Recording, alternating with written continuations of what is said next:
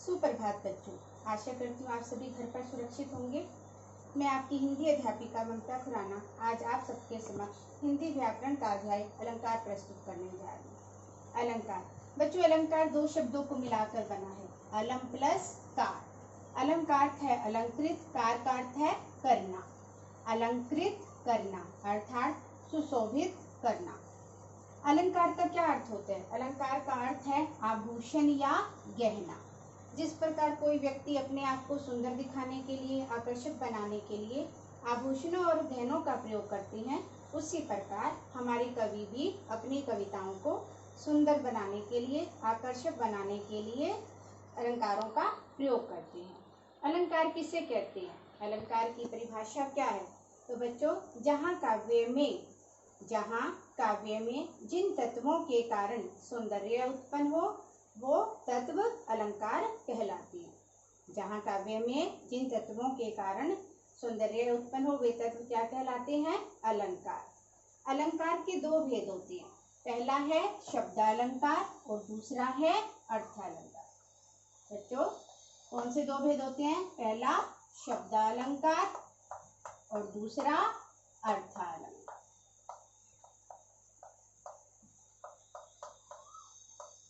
शब्दालंकार किसे कहते हैं? शब्दालंकार किसे कहते हैं? बच्चों, नाम से पता चल रहा है शब्दा। तो जहाँ काव्य में शब्दों के कारण चमत्कार उत्पन्न हो या सौंदर्य उत्पन्न हो वो शब्दालंकार कहलाती है। इसके आगे तीन भेद होते हैं। कितने भेद होते हैं? तीन। दूसरा है हमारा अर्थालंकार। अर्थालंकार किसे कहते हैं? जहाँ काव्य में अर्थों के कारण चमत्कार उत्पन्न हो, सौंदर्य उत्पन्न हो, वे हमारे क्या कहलाते हैं? अर्थालंकार। इसके कितने भेद हैं? 5। हमारे सिलेबस में इसके 5 भेद हैं। सबसे पहले है शब्दालंकार। तो आज हम शब्दालंकार के तीनों भेदों का ज्ञान प्राप्त करेंगे। तो इसके 3 भेद कौन कौन से हैं? पहला है अनुप्रास अलंकार, दूसरा है यमक और तीसरा है श्लेष अलंकार। तो ये शब्द अलंकार के 3 भेदों के नाम हैं, अनुप्रास अलंकार, यमक अलंकार और श्लेष अलंकार। तो सबसे पहले हम पढ़ेंगे अब अनुप्रास अलंकार। बच्चों, अनुप्रास अलंकार किसे कहते हैं? जहाँ काव्य में वर्णों की बार बार आवृत्ति के कारण चमत्कार उत्पन्न हो वहाँ कौन सा अलंकार होता है? अनुप्रास अलंकार। जहाँ काव्य पंक्तियों में वर्णों की बार बार आवृत्ति के कारण सौंदर्य उत्पन्न हो, चमत्कार उत्पन्न हो, वहाँ कौन सा अलंकार होता है? अनुप्रास अलंकार। इसका एक उदाहरण देखिए बच्चों, रघुपति,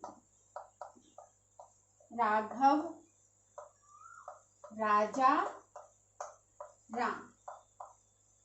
तो रघुपति में भी र, राघव में भी र, राजा में भी र और राम में भी र वर्ण की बार बार आवृत्ति हो रही है।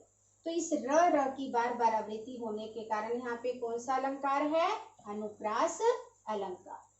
इसका एक और उदाहरण देखिए बच्चों, चारु चंद्र की चंचल किरणें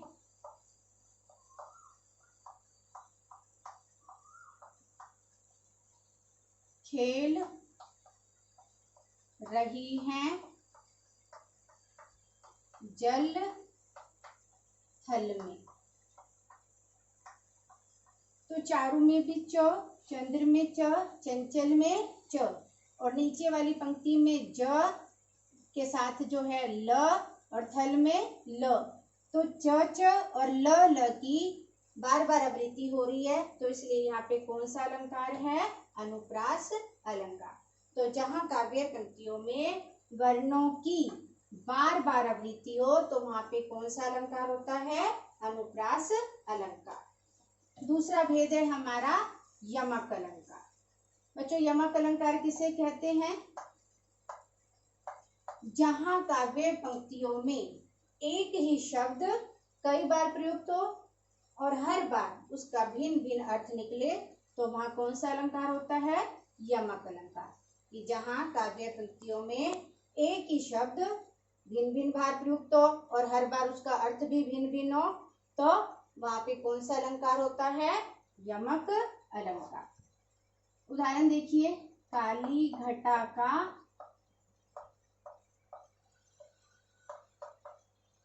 घमंड घटा। तो यहाँ पे घटा शब्द एक ही है लेकिन प्रयुक्त दो बार हो रहा है और दोनों बार इसका अर्थ भी भिन्न भिन्न है। पहली घटा जो है, आकाश में काली घटाएं छा जाती हैं, उसका वर्णन है। दूसरी घटा का अर्थ है कम होना। तो शब्द एक ही है घटा, लेकिन प्रयुक्त दो बार हुआ है और अर्थ भी हर बार भिन्न भिन्न है। तो इसलिए यहाँ पे कौन सा अलंकार है? यमक अलंकार। एक उदाहरण और देखिए, कनक कनकते सो गुना। कनक कनकते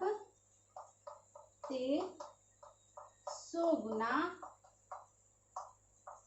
मादकता अधिकारी।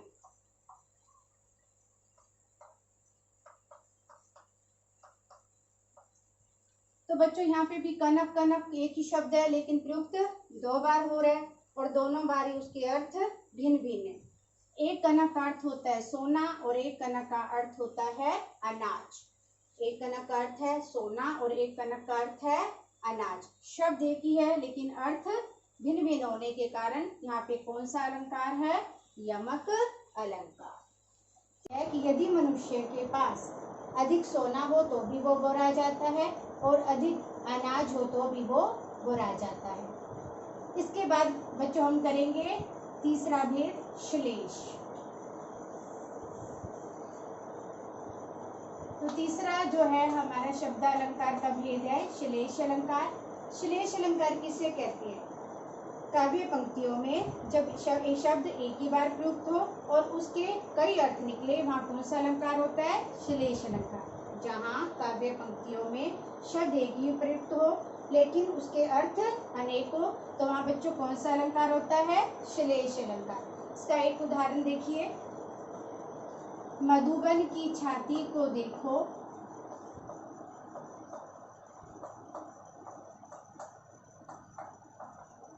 मधुबन की छाती को देखो, सूखी इसकी कितनी कलियां।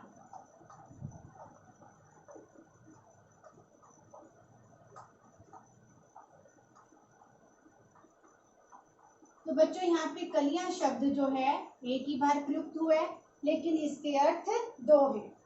यहाँ पे राजा जयसिंह ने वर्णन किया है कि मधुबन यानी उपवन की जो है कलियों को देखो वो कितनी सूख गई हैं। कलियां का अर्थ है फूल की पूरब की अवस्था और दूसरा कलियों का अर्थ है छोटी छोटी बच्चियां। यहाँ पे राजा जयसिंह ने इसका दूसरा अर्थ क्या किया है कि छोटी छोटी बच्चियों को देखो वो फूलों की तरह कैसे सूख गई है। तो यहाँ पे कलियां शब्द जो है प्रयुक्त एक बार हुआ है लेकिन इसके अर्थ दो हैं। पहला है फूल के खिलने की पूर्व अवस्था और दूसरा है छोटी छोटी बच्चियां। तो यहाँ पे कौन सा अलंकार है? श्लेष अलंकार। इसका एक और उदाहरण देखो बच्चों, मंगन को देत पट बार बार है। मंगन को देत पट बार बार है।